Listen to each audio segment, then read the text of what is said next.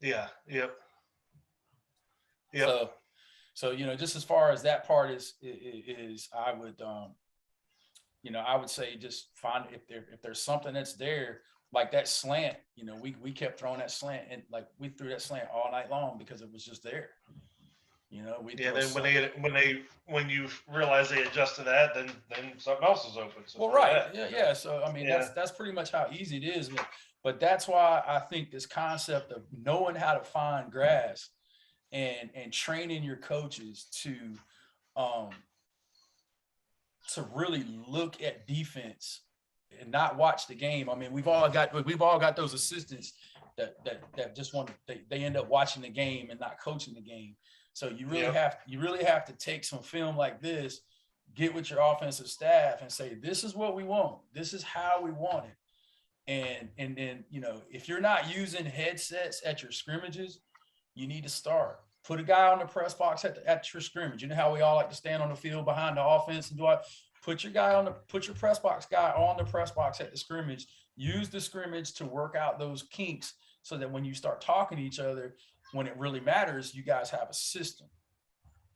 And like I said, I was very fortunate this year, to be back working with Coach Salas, and it was almost like a cheat code between him and I, because him and I both had called so many years of air raid offense that when we were together, it was just like, okay, this and this, and the only thing we really had to work out was how we talk to each other, how our communication as far as what he wanted to hear or what I wanted to say, and when and if we did that. So that was the hard part.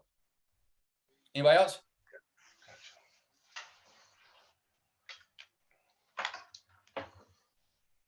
All right, so So, you mind if I chime in on that? no, go ahead, man. We're talking ball now. Yeah, because I used to get when I was up in the triad area, we used to play against Glenn, and they would, Yeah. always play cover zero on first down, whatever. So we ran double slants, we ran slant arrow against them. We go trips, and sometimes we just run the slant arrow out of trips, and then we would run slant arrow with the wheel. Hmm. This any type of rub route. I love corner was one of my best ones to run because they just just couldn't keep up. You know what I mean? They Yeah, just couldn't keep up. and I think like if you look at the clip that I showed you guys, when we ran corner and we threw it to the lazy, they were doing the same thing, and because that slant came off lazily, um, it was just one of those things where you couldn't stop it. I would think mesh in that mesh with the snake route. I would Yeah, think that would well, be I open all mean, day long, right? well, you can run mesh against anything. I mean, that's why it's the best play in football. It's because it can attack man, it can attack zone, it can attack all that stuff. So, you know, and it goes back to what I was saying before is what kind of pressure are you getting? Is it zero blitzing, or is it just zero and playing run? Because what happens when you play action? That's another thing. Are they all zone turn? Are they man turning? Are they zone turning? What are they doing? So there's that.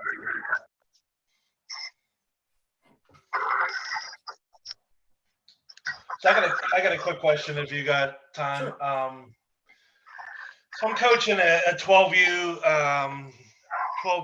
7 on 7 team right now, and I'm trying to keep it real simple. So I was thinking of running four verts and probably run mesh and shallow and maybe like Y corner. I think that's my four plays. I think I'm going to stick with the four verts. Like what you were talking earlier about, you are running like choice routes now with four verts.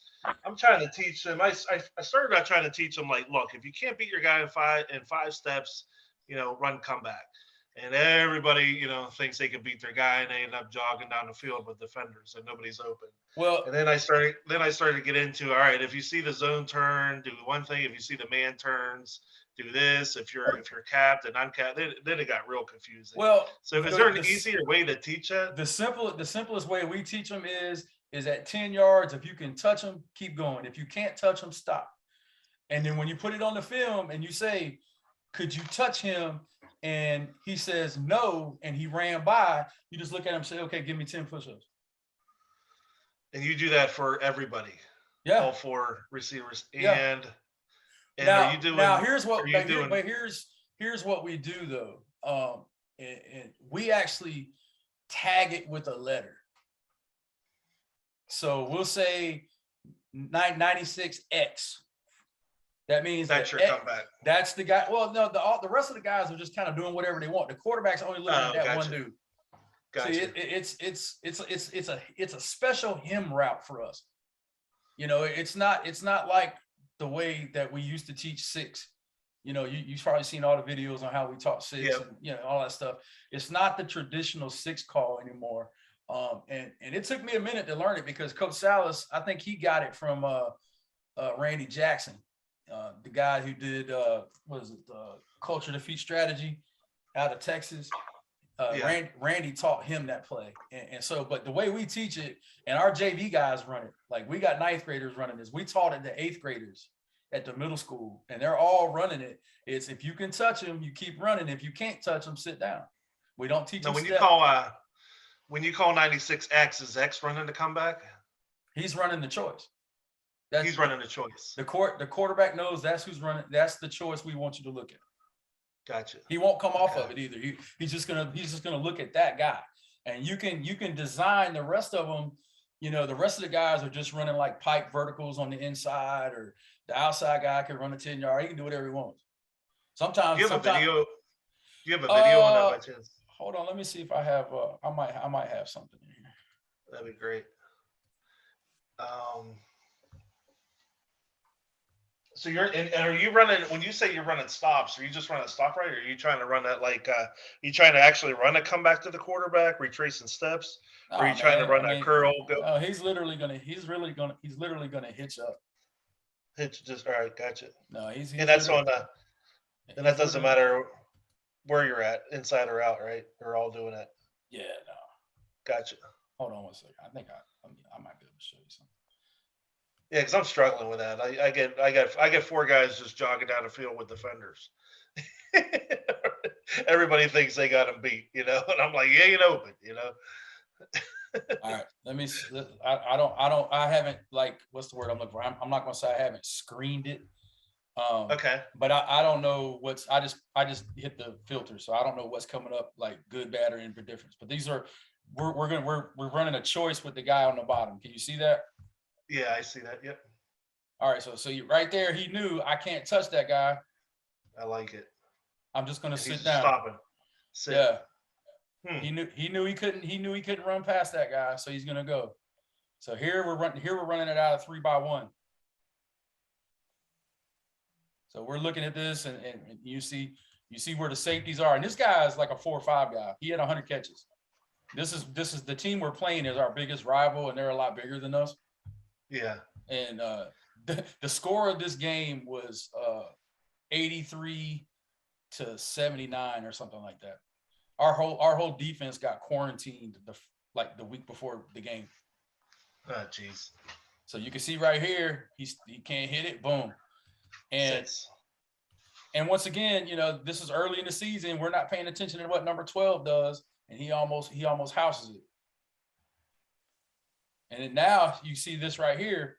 This is the tricky part of it. Okay. Once he realizes I can beat him, now he's gonna find the closest grass. You see how he's busting it down the middle of the field? Yep. So he bends it inside. And they work on this every day in 7-on-7. I mean, in Skelly and everything else. So they've built a relationship on, okay, this is where I'm gonna go. This is where I'm not gonna go. Let me see if I can find one we actually caught. And do you teach them if they can't touch somebody in 10 yards, or do you do steps? Because I'm thinking if I tell these 12-year-olds 10 yards, they think 10 yards is 30 yards, you know, that type of thing. Well, for you, then you can teach it any way you want to teach it. The object is, can you touch him? Yeah. Maybe See like run right 5. Here. See right here, he's 10 yards down. He knows he can touch him. So he just run, and then he sees the grass. He sees where the grass is at. So as he's running right now, he's looking at this grass. He's saying, okay, there's nothing inside. But if I can beat this guy, see how he pegs him with that inside foot, Oh, I like that. Yeah. and then he just bangs him outside, and the ball goes Bounce outside. Yeah. the ball goes to the end zone. And you're teaching quarterbacks if they're even or leaving, throw it, right? Yeah, As no, they're he's, even, he's throw yeah, it. you know, he's looking at the same thing. Because you'll notice when Yeah. we run the hitch, like here it is again. This is that same game. By the way. That's how long this game was. But you can see right here, that guy stops flat-footed. He's at 10. He can't stop him now. Yeah. So he he's knows beat. yeah. Now look at what the other guys are doing though. This is how you save some of your guys' legs too. So we're running 96X, which means he's running a choice. Look at what these two guys are doing. The only one that's really important is 81. Oh, I get it. I get But, it. but see, that's a way that if you got guys who are running, if you're running like a lot of routes, but you got guys going both ways and stuff like that, and you don't want you them can save them. you don't want them to get tired. Run choice instead of verts from time to time, I got you. and you can do it like that. And of course, Because this your is, do that quarterback's on your- only going to throw to that one kid, and so they're never going to throw to the running back coming out into the flat or anything like that. Not you're on gonna this take a play. shot with that kid. no, this is I like that. this is a That's a good idea. This is a him pattern.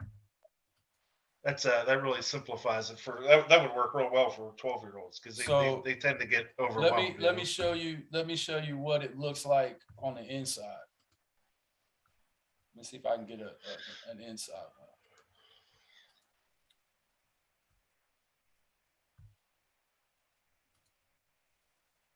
I can line up behind this offense too, so I might be giving that call pre-snap. Just giving the receiver that I want them to do the choice route to while they're at the line.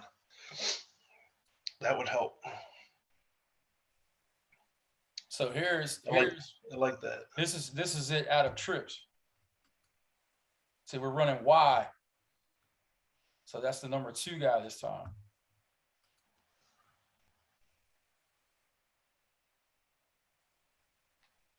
But if you notice, look at the choice route. Let me make it big. Look at the choice route by the Z though. Who's wide open? See, the Z's wide open. So as I'm watching the grass right here, I'm saying, "Yo, coach, the Z's open." Yeah. All right. But you notice how the quarterback he's dialed in. He's living with what we call. Yeah, I like it. Yeah. So, coach, How often do you run that? Sorry. One more man, question. I'd have to You look fine. I'd have to look at the season data on that, but we ran 96 a lot.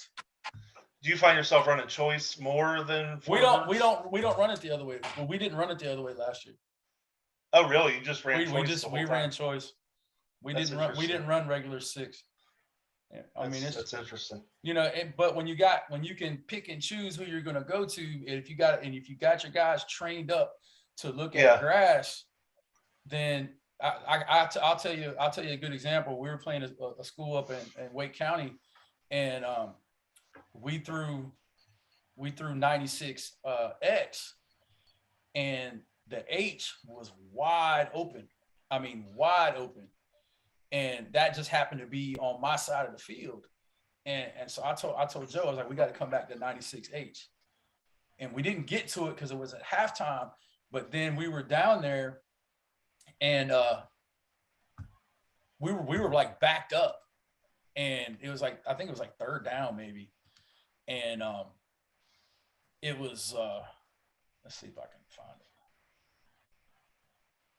Yeah, because you're right. When you run 4 verts too, they ruins their legs. We call those for the love of the game routes. Yeah. You don't want to make these kids Burn them out.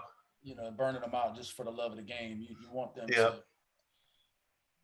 to. And to be fair, when you let a kid do that, he likes you more as a coach. Yeah. He really does. I'm trying to find it. Hey, coach, I'm listening. Go ahead.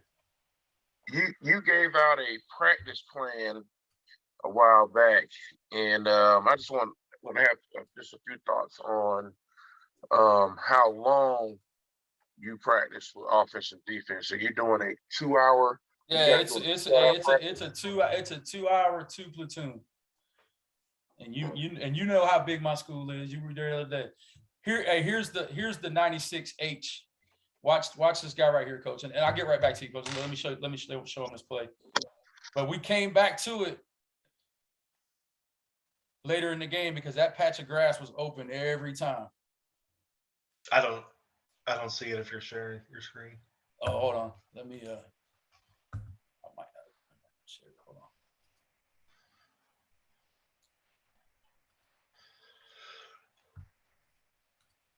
So remember I told you that we saw that when we were running verticals, nobody was covering this piece. They were all running with him because this kid had killed him the whole time. And we wanted to call it earlier. We never got to it. But look where we are. We're like on the 5-yard line.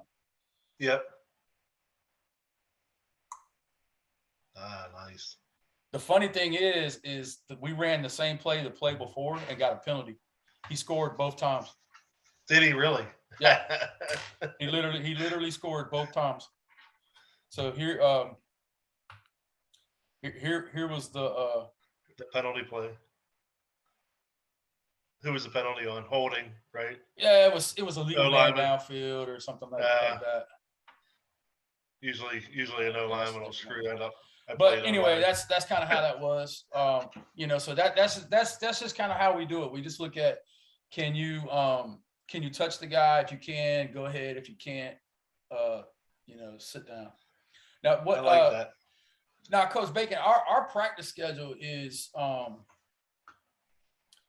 it's so we get like 15 minutes kind of pre-practice, offense and defense. Like Joe's doing like running through his script. Like he'll run through the game script, like over there with the offense, and defensively we're on the barrels, and I'm going over stunts or like how we're aligning to a formation or something. And then we go to our special forces period, which we do all our special teams first. And we do that for like 15 minutes. And then we actually do 10 minutes of team tackling. We have a team tackle circuit. It's not even a circuit, it's what we just call it Bama drill. But our entire team tackles for 10 minutes every day. And then we go to individual, then we go to group, then we go to team offense for 10 minutes, team defense for 10 minutes. And then we have a competition period where the offense and the defense goes against each other and we play for the gold jersey. So whoever wins the scenario, that team gets to wear gold the next day. The other team has to wear the raggedy whites. So we try to have a competition every day. So, but yeah, it's 2 hours and 10 minutes at the most. But like I said, we do totally 2 platoon. Yeah, I got about 100 kids and trying to get offense. I'm trying to get the JV and the varsity together and not spend 1,000 years on the practice field. Well, we practice everybody together. And I will tell you, when we played Clinton this year, we played Clinton in JV, and Corey was up on the box with me. He said, "Man, y'all got the best coach JV team I've ever seen." He's like, "No, they ain't. All of them aren't the best players." He said, "But they're all running the right routes. They're trying to block the right people." And I was like, "Well, they practice with us." And so what we do is like the JVs that, they're in JV we do go both ways in some instances.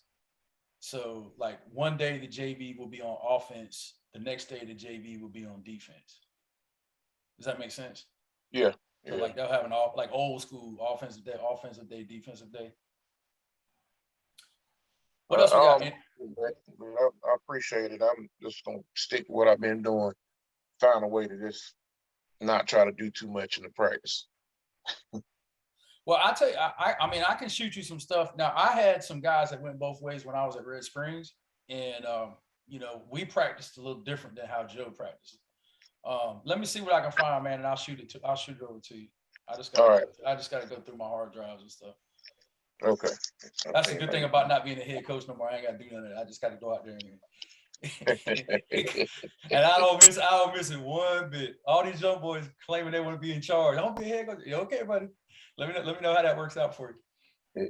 It is stressful. I've been an assistant for 27 years, and Now I'm a head coach, and I'm like, dang. Well, being a head, but being a head coach during COVID makes it even worse. Yeah, that's difficult. And all that, mask police, and I mean, we had 3 games like changed. The teams that quarantined and couldn't play us, so we had to go play somebody else. We played Trask the Wednesday before we played Trask. Our entire defense got quarantined.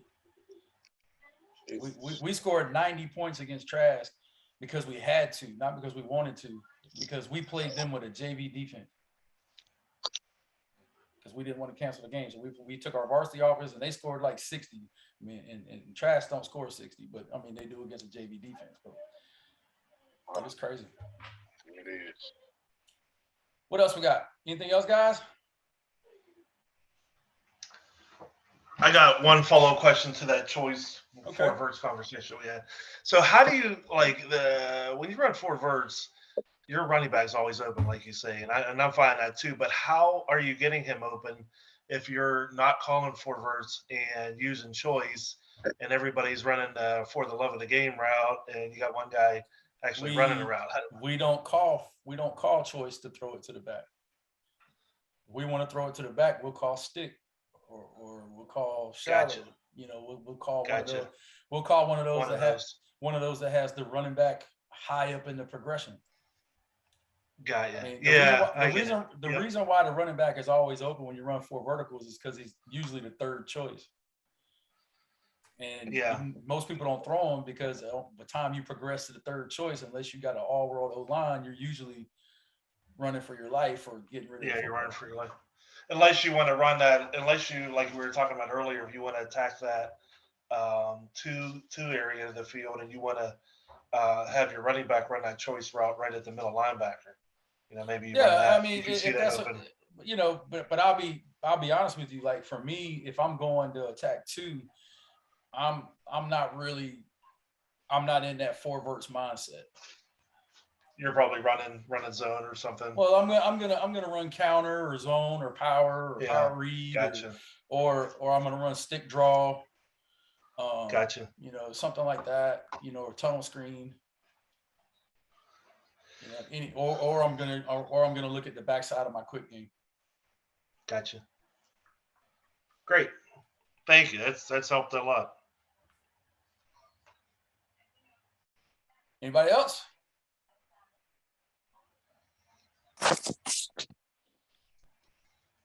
All right, guys. Well, listen, if I can help you with anything, shoot me an email, hit me up on Twitter, anything like that, man. Like I said, I don't mind talking ball. I mean, obviously this was finding grass, and I hope this helped you guys. I don't know. Did y'all feel like this clinic was beneficial?